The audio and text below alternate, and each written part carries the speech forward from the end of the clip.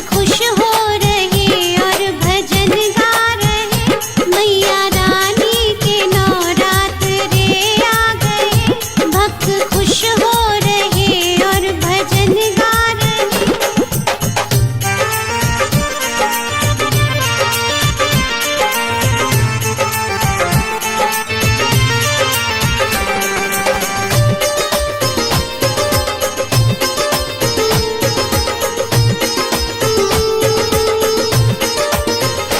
माँ के दास और दासी मगन हो रहे, हर जगह माता के जागरण हो रहे।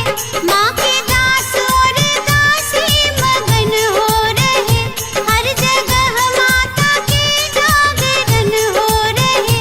आरती हो रही, गीत भी गा रहे, मैया रानी के नवरात्रे आ गए।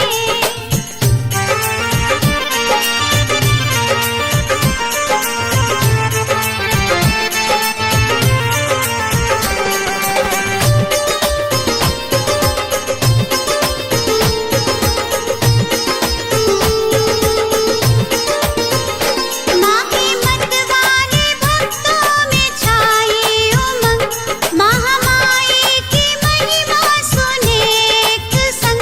माँ के मत वाले भक्तों में छाए उमंग, महामाई की महिमा सुने एक संग। माँ के चरणों में सब फूल बरसा रहे, मैया रानी के नवरात्रे आ गए।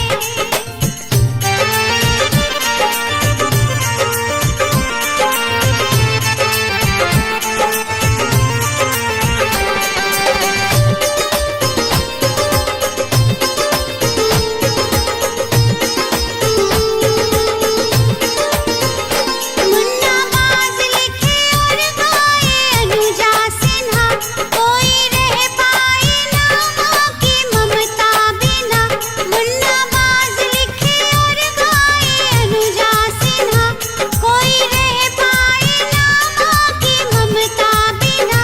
हाथ माँ की तरफ सब ही फैला रहे, मैया रानी के नवरात्रे आ गए।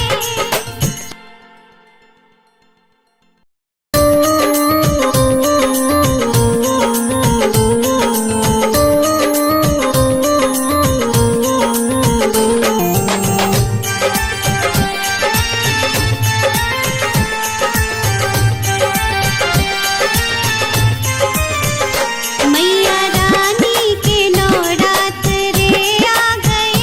भक्त खुश हो रहे और भजन गा रहे, मैया रानी के नवरात्रे आ गए। भक्त खुश हो रहे और भजन गा रहे।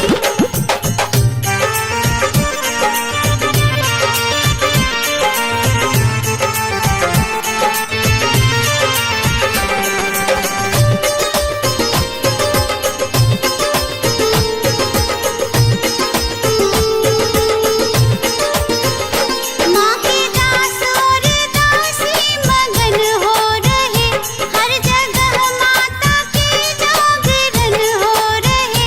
माँ के दास और दासी मगन हो रहे, हर जगह माता के जागरण हो रहे। आरती हो रही, गीत भी गा रहे, मैया